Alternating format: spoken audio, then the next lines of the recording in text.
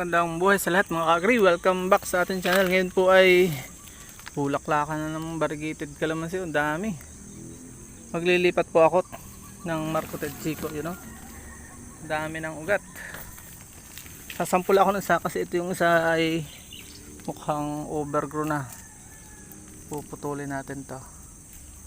And then magre-ready lang po ako ng bakit parang nasisira na itong aking tigas. Pruning scissor. Yun. Success. Bakit naglock? Pala. Ayun, malago na din yung isa daming ugat.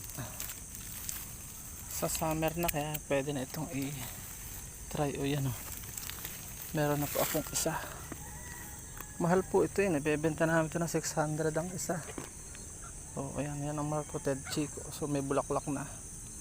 So pagkalipat nito talagang posibleng tumuloy. Nagandahan ko lang yung media at ilang mataba. Tara na, magpaplanta tayo ng Marcot na ito. Madali lang pala ito, 2 linggo lang 2 months, maganda na, stable na.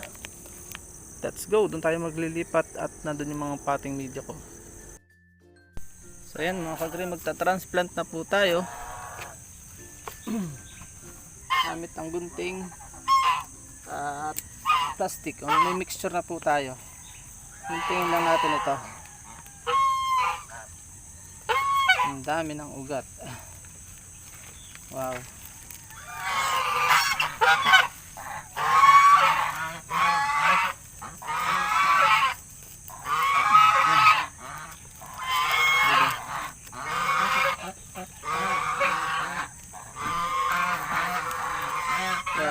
Wow. Ayos, success.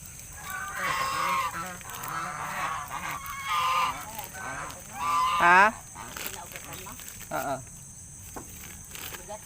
Yan kita mo dami. Nakakatuwa. Thanks God.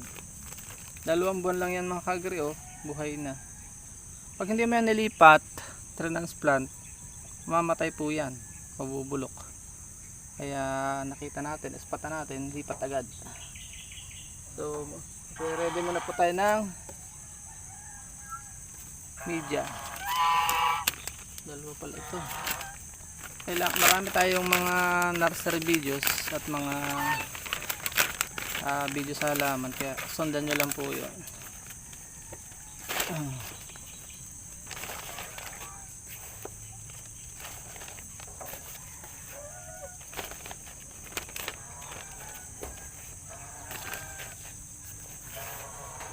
Yan lang po kasimple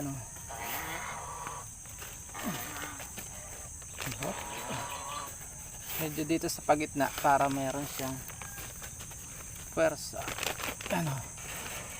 Ayot pala nito ang dalawa tingnan natin palalago-laguin ko pa yung isa.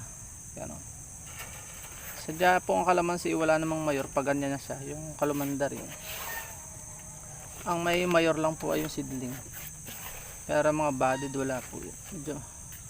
Pero for safety lagyan natin sila ng wind breaker sa paligid para hindi ang hangin. Pag yan ay nagbulaklak agad ganda. Marcoted, the first Marcoted sa aming munting bakuran. Yan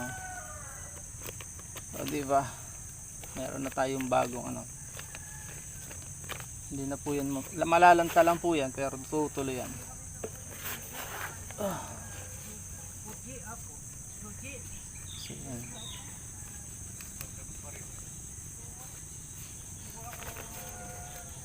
Basa-basa, kailangan basa-basa na po.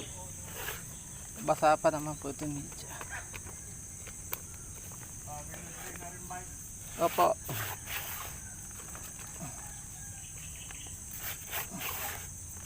Yan, siksikin natin. Yan, pag naulanan yan, diretso na yan. Hindi sensitive sa tag-init ang kalamansi. Kaya okay lang, hindi masyadong diligan. Nalalanta po sila. So yun lang, naway may natutunan po kayo.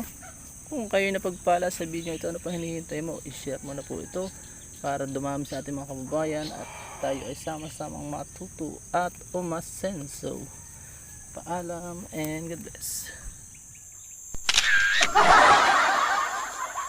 Ayun, dyan po nagtatapos ang ating munting vlog. Maraming salamat po sa inyong pagsubaybay at panonood sa ating pong channel. Kung bago pa lamang po kayo napadpad sa channel na ito at mahilig kayo sa ganitong klase mga upload, huwag nyo na po kalimutang mag-subscribe at i-hit ang notification bell para updated po kayo sa upcoming nating videos. Sana po magkita-kits po tayo sa susunod nating mga vlogs. Maraming salamat po. May God bless you all. Mabuhay. God bless the Philippines. Bye-bye muna po.